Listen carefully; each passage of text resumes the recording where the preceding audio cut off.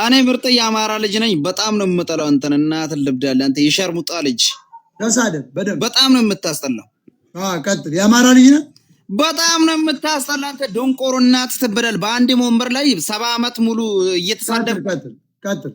አየው አንደኛ የአማራ ልጅ አይደለም፣ ውሸቱን ነው ገመ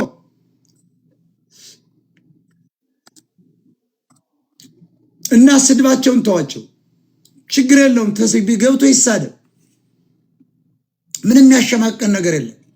የፈለገውን መሳደብ ይችላል። ተሸንፏል። መሀይም ከስድብ ውጭ ሌላ ሐሳብ አያመነጭ። ስለዚህ ይናገር፣ ተውት፣ ይጥፋ። ለምን ታስወርዱታላችሁ? በደንብ ተሳድቦ ይጨርስ። እሱ ዕውቀቱ ሰውን መስደብ ነው። ሰውን በመስደብ ሰው ያዋረድኩ የሚመስለው መሀይም። ቀጥል ነቢል። ሞጣ እንዴት ነህ? ሰላም። ቀጥል። ደህና ነህ? ቀጥል። ሐሳብ ክላስ አድናቂክ ነኝ። የሚለው አስተካክለ ስትመጣ ተዋራለህ። የሚባል ቋንቋ አይደለም። ውረድ። ፍልጥ መሀይም። ደህና ነክ? እንዴት ነክ? ምን አባትክ ነው? የአማርኛ ህያ ነክ?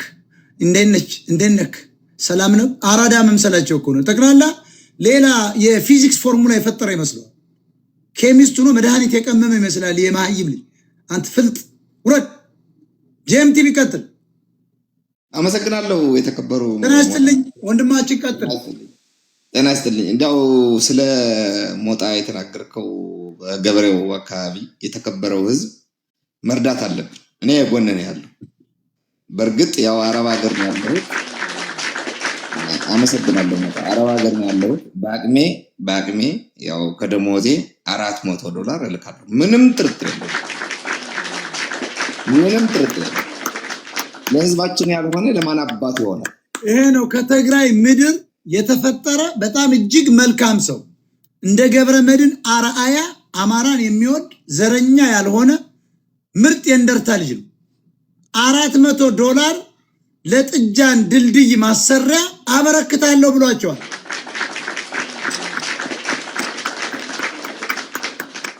ነው ለህዝባችን ያልሆነ ለማን አባት ይሆናል? ያ ገበሬ እኮ ነው ኢትዮጵያን ያጠናው።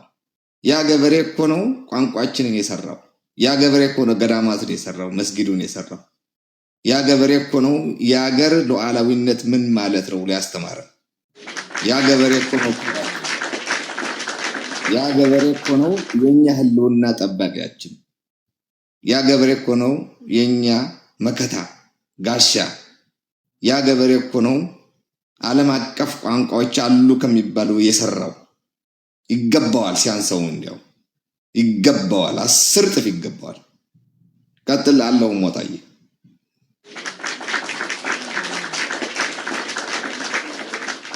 ለጂኤምቲቪ ክብር ይገባዋል። ሁላችሁ ፎሎ አድርጉት። ጂኤምቲቪ ማለት ከትግራይ ምድር የበቀለ ጀግና ኢትዮጵያዊ የህወሓትን ሴራ ፈትፍቶ የሚያውቅ ውስጣቸውን ቦርብሮ የጣላቸው የትግራይን ህዝብ መምራት የሚችል ነው። ባይዞ ጂኤምቲቪ ማለት ባይዞ ዝም ብሎ ቀላል ልጅ አይደለም።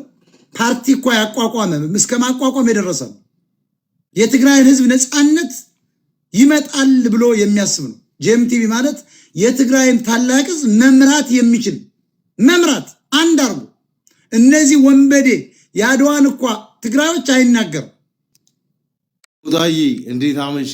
ጌታ ሰላም። እንዴት አመሸ? አቡሽ ባላለው ከድሬዳዋ ነው። በነገራችን ላይ አቅም ኖሮኝ የሆነ ነገር ብሆን እኔም ልክ እንዳንተው ህዝብን እንደ ህዝብ እንጂ የምወደው ጥቂት ቲሞችን እና ጥቂት ግሩፖችን ማለት ለሀገር መፍረስ የሚሰሩ ግሩፖችን እነቅፋለሁ። አላህ ያክብርልኝ። በጣም ነው ማከብርህ። እንደው ወንድሜ የምር ነው የምልህ፣ ስራ ከተበላሸ 8 ወሩ ነው። እዚህ ነገር ላይ አክቲቬት ማድረግ ደስ ይለኛል። በዱዓ አክቲቬት ማድረግ ይቻላል አይደል ሞጣዬ? አላህ ይሙላላ። ከጫት ጋር ነው ይሻላል። አባ የጫቱን እኔ ልካለሁ። $100 ጫትን ይዘህ አንድ 15 ሙስሊም ይዘህ ከለንጓ ጋር እያደረግ ዱዓ አድርግልን። ዱዓ ታደርጋለህ። ሰፋ ያልክ ሰው አላህ ያክብርልኝ ወንድሜ። መልካም ምሽት። ይመች ያራዳል። ጃቡ አይያሰል ይመቸኛል። አንድ ሙዚቃ እስኪን ጋብዘው በእናታችሁ። ድሬ በጣም አይ ላቭ ድሬ ፒፕል።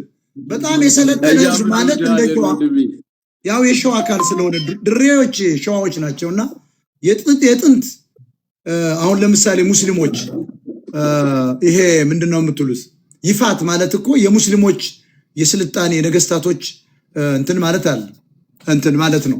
ይፋት ማለት እኮ የነሱ የነገስታት የሙስሊሞች ነገስታት የኢትዮጵያ ለረጅም ሺህ ዓመት ያስተዳድሩ ናቸው እና ይፋት ስልጣኔ ይባላል። እሱ የሙስሊሞች ነው።